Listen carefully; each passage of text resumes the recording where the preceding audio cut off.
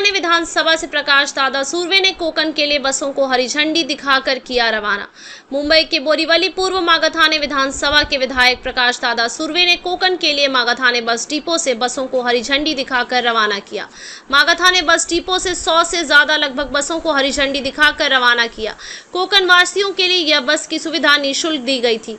कोकण वासियों का कहना था कि हर साल बस की सुविधा प्रकाश दादा सुर्वे द्वारा की जाती है। हमें प्रकाश दादा सुर्वे के ऊपर विश्वास है कि वह हर साल कोकण के लिए बस रवाना करेंगे। कोकण जाने के लिए हजारों की संख्या मागाथाने विधानसभा के लोग इकट्ठा हुए थे।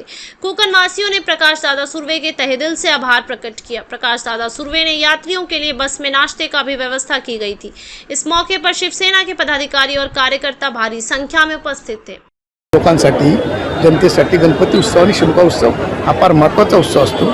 वर्षभर इथे काम करतात तेव्हा बाकी कधी सुट्टी घेत नाही, पण गणपतीसाठी आणि शिमग्यासाठी निश्चित गावी जातात, पालखीसाठी गावी जातात। देव येतो, देवाची पूजा अर्चा करण्यासाठी गावी जातात। त्यांना जाण्याला त्रास होऊ नये म्हणून त्यांना आज आम्ही 102 बसेची व्यवस्था होते उपलब्ध करून दिलेली आहे मागाथाने मतदारसंघातील सर्व कोकणवासियांसाठी।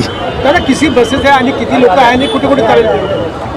ही लोक तळ कोकणापासून ते रायगडपर्यंत त्या बसेसच्या त्यांना आम्ही दिलेला पुरवठा केलेला आहे। त्याच्यामध्ये तालुका वाईज सर्व बसेस दिलेले आहेत। 102 बसेस आहेत आणि कमीत कमी 7,000 लोक इथून रवाना होणार आहेत मतदारसंघातून।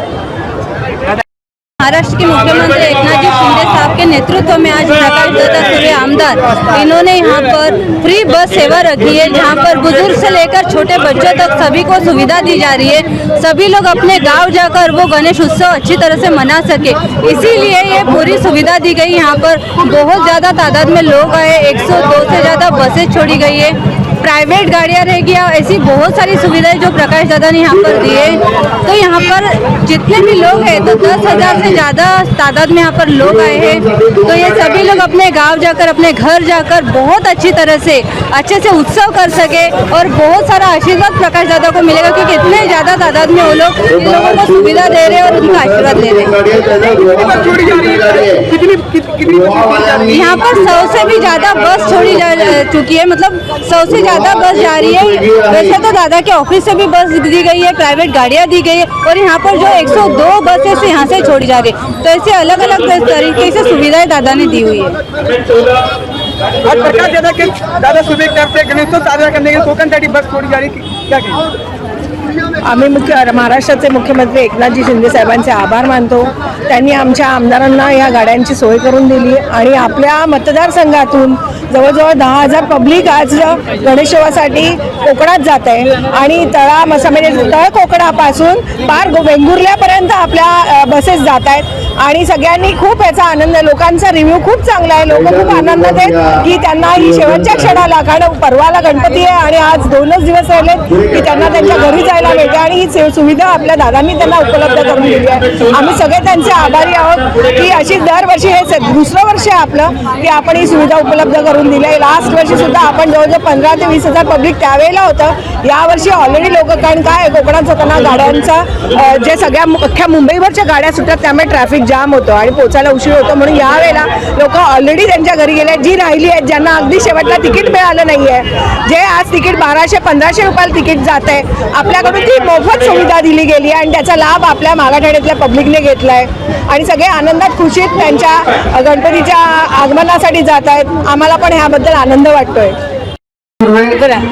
गरीबाचे दाता आमदार प्रकाश दादा सुर्वे यांनी आणि इतर ठिकाणी जाणाऱ्या लोकांची सोय मोफत बस सेवा केली आहे। इतरांना चहा, बिस्किट, पाण्याची सोय, तसेच वयस्कर लोकांना पण बसायची सोय, सगळ्या सोयींचा विचार ते करत आहेत आणि तसे लहान मुलं पण त्यांच्याबरोबर जातात।